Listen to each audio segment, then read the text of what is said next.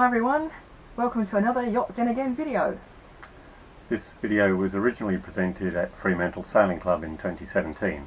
It covers our voyage from Fremantle in Australia to Hull in the UK. Along the way we visited the Southern Indian Ocean Islands, South Africa, St Helena, the Caribbean, Bermuda and the Azores. We hope you enjoy it. Well, hello Fremantle cruisers, you're about to watch Mike and Nick's amazing passage from Australia to the UK. This was a voyage of 16,000 nautical miles and that's our track right there.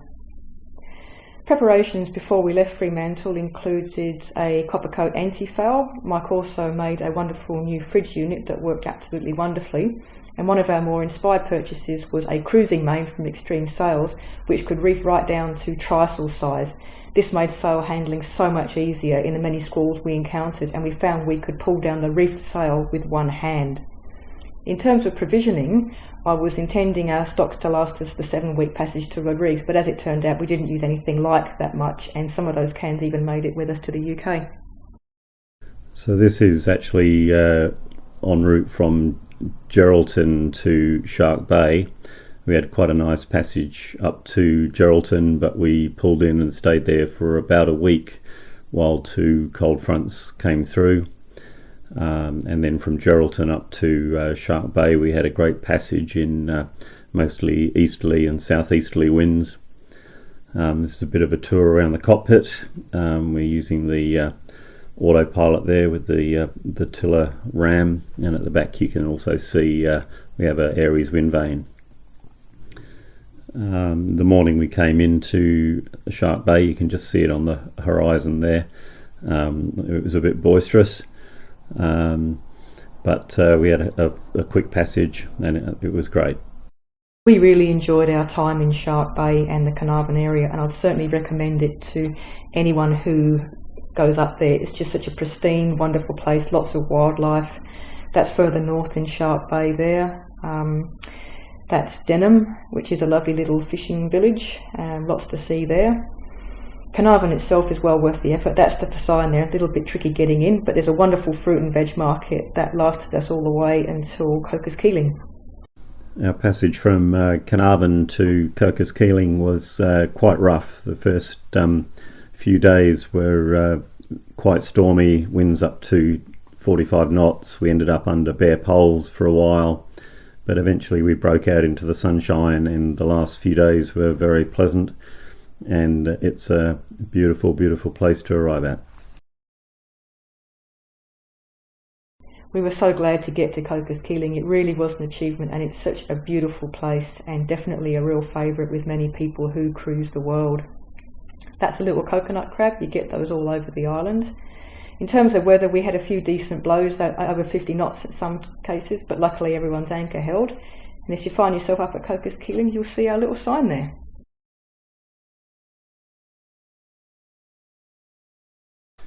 Our passage from Cocos Keeling to Rodrigues was 2 weeks and about 2,000 miles.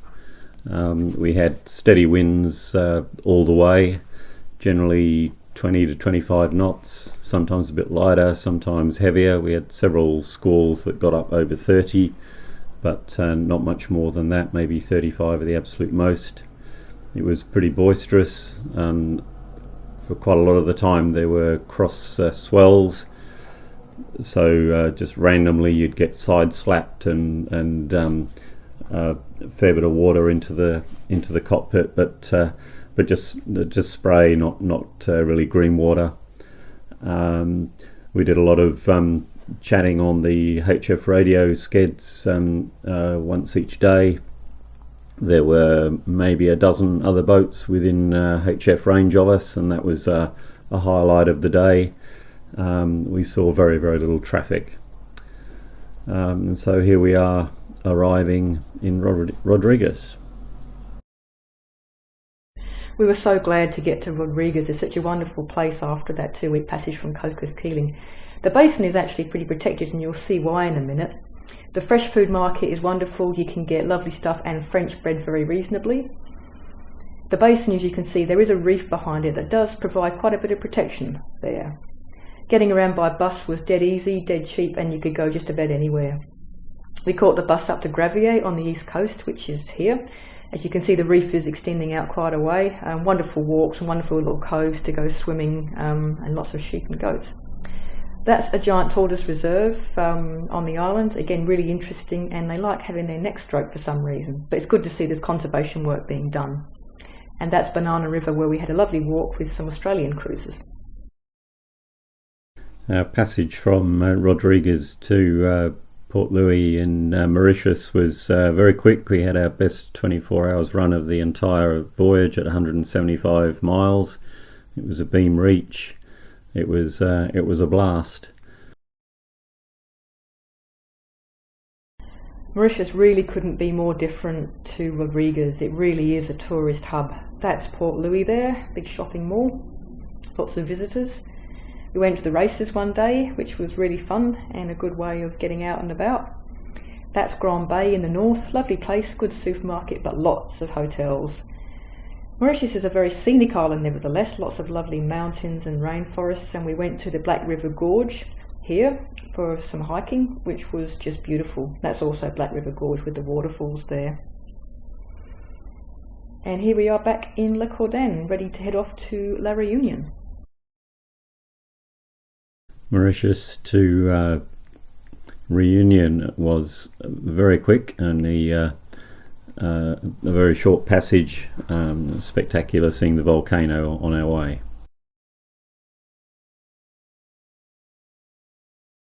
La Reunion was the last island that we visited before our big passage to South Africa, and again, totally different. It's a French island, it's volcanic, it's mountainous, wonderful scenery, and a real hiker's paradise. It's very, very popular hiking there. That's La Piton Fournaise, that's the volcano. It is active, we could actually see it glowing when we were at sea.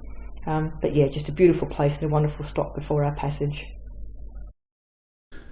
Okay, so here we are on our way from Reunion to Richards Bay. As you can see, 1,500 miles, 11 days. We had a wide variety of weather, coming out of the trades and into more variable weather. Around the bottom of Madagascar was quite spectacular with really big swells.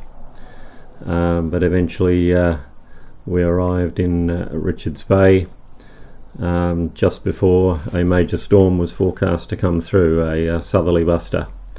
Very similar to the southerly busters on the east coast of Australia, except that the south flowing tide is, or current, is a great deal stronger and makes the whole coast very dangerous. Later that afternoon the wind built up and up and up until the port control registered 70 knots, and the marina started to move.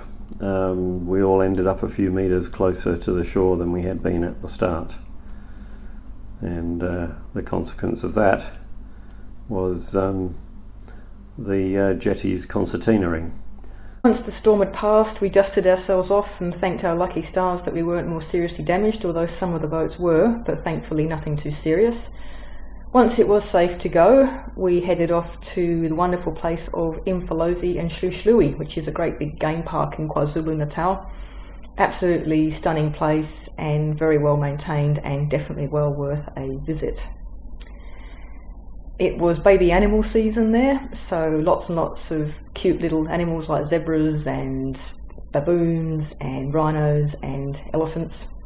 Everywhere you went there was an exotic animal around there. This was actually a dry riverbed. There's a serious drought in South Africa, so there would normally be water there. You can see it's pretty brown. That is a white rhino and her baby crossing the road, so it was good to see the conservation work going on there. Lots of elephants. That's a bull elephant on his own there, lurking. That's a herd of elephants, females and babies, which just appeared out of nowhere and then disappeared just as quickly. Following the game park, we did a guided tour of the battlefields. That's in Sondwana there, very scary looking place. And that's Rorke's Drift. Again, really interesting and really important to take a guide. They give you lots of information. Following our battlefields tour, we went up into the Drakensbergs, which is a beautiful mountainous area there, very close to Lesotho, and a lot of people go up to Lesotho through the passes there. Quite mountainous, beautiful hiking, and it's also quite famous for its rock art. So we hired a guide, which you must do, to visit the paintings, and again that was very worthwhile. Also in KwaZulu-Natal we went to St. Lucia to visit the hippos. They're pretty amazing animals, and particularly when they wake up in the afternoon, but you do not want to get too close to them because they are not friendly. After our time in KwaZulu-Natal, you can see our flag there got blown out pretty quickly. We headed down to Port Elizabeth and then around to Simonstown before getting around the Cape of Good Hope to Cape Town before New Year. And that's Cape Town there with the Table Mountain and the tablecloth coming down. Beautiful place, and we'd love to go back there again one day. Okay, so here we are on our way from Cape Town to St. Helena. The first couple of days were a bit lumpy, but we got out of that into the normal South Atlantic southeast trades, and it really was champagne sailing all the way. We broad reached to and fro, jibing to and fro. We don't like running, and it was just a very nice passage. Here we are crossing the date line, doing a decent speed, keeping the battery charged, and here we are on our mooring in St. Helena. There are now a set of well-maintained moorings off the town there, and it was great to arrive. The St. Helenans really get yachties. St. Helena is such a little haven once you get there. Getting ashore's quite fun. Jacob's Ladder is a must-do. Lots of steps, but a wonderful view at the top. And that's the anchorage out there with Jamestown in the little gully there. Beautiful place. Okay, so here we are on our month-long passage from St. Helena to Rodney Bay in St. Lucia.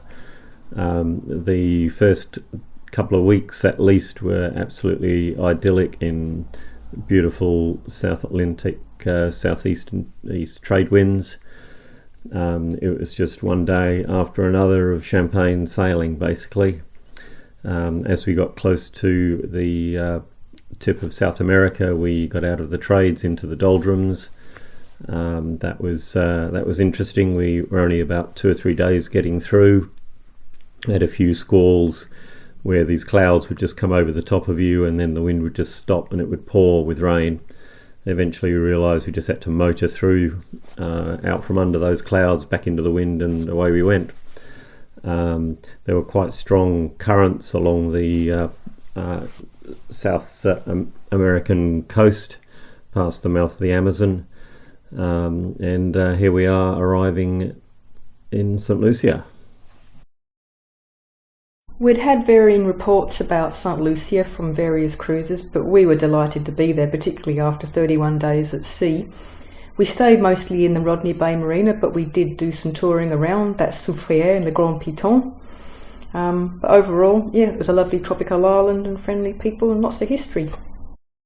So here we are hopping between islands up through the Caribbean.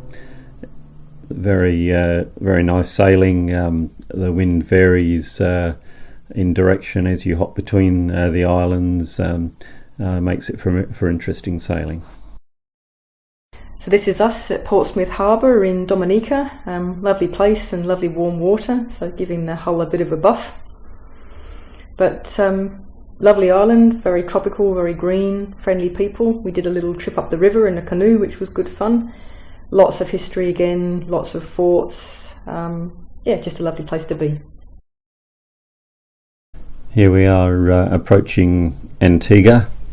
This is a place we dreamt of going to, and it was quite amazing coming in and anchoring there, and also meeting up with a few yachts we hadn't seen for a while. It was great to catch up with a bunch of people in such a spectacular place. As you can see, Antigua is again quite different to the islands further south, quite a bit drier. We were lucky to be there during the Classics week, which was just a wonderful experience, and we got out there and managed to take some really good shots of these beautiful classic boats. such a spectacle, and no, we just felt really lucky to be able to be there and take it all in. Antigua to the BVIs was just another short passage, but from the BVIs, which we enjoyed very much but didn't take much footage of, BVIs to Bermuda was a real mixture. We had some pretty vicious squalls, one of which was the worst weather we had on the entire voyage. But eventually we got through them, and the last couple of days into Bermuda were fine. We thought we had an engine problem, which is why we were being towed in here to St George's in Bermuda, but it was actually just a faulty alarm, so that was a relief. But we had to go to Bermuda. I mean, for a start, it's the exact opposite in the world from Fremantle, and it's just a lovely place. It's a little bit cooler than the Caribbean, but really friendly people. They really get sailing, lots of history, and just a delightful place to go. So here we go across the North Atlantic to the Azores. Another 2,000 mile trip, took about 16 days, and the weather, as you can imagine, was quite variable, but happily was always either on the beam, sometimes a little forward of the beam, but mostly on the beam, and a more broad reaching. We had a day of rain, a day of partly cloudy, and then it just cycled through again and again and again as these minor fronts came through, but nothing really dramatic, and we were always making good progress. And here we are arriving at the Azores. So here we are in Horta on the island of Fayal, which is part of the Azores. Lovely group of volcanic islands there. That's the caldera there on Fayal, and you can see the island of Pico with the volcano in the background.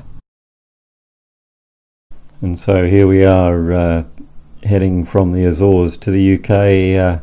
We had quite a lot of fog on and off, some quite light winds from time to time, but with fronts coming through every few days, but none of them were really dramatic. They often left sort of fog in their wake, and we ended up motoring for probably a couple of days overall. I'm not quite sure, but eventually we made it to Falmouth. It was amazing to have finally arrived. After arriving in the UK, we were both looking for work. While we were looking for work, we were sailing along the south coast, which was really beautiful.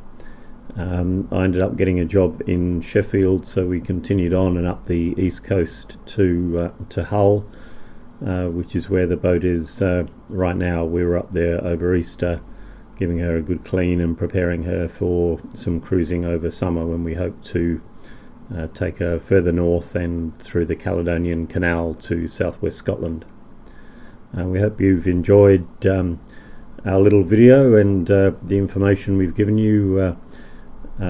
We're hopefully on the other end of a Skype call, waiting to take questions from you, so look forward to chatting with you, and again I hope you've enjoyed our little video. Cheers.